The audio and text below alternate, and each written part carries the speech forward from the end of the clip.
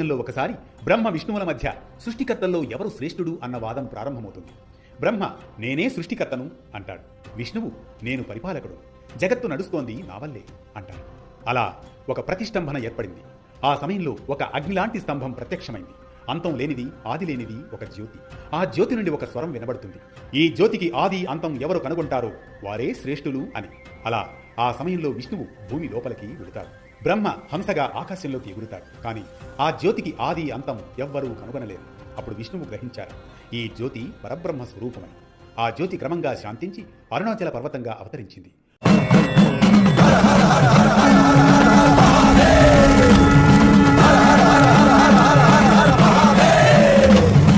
అరుణం అంటే ఉదయం, వెలుగు.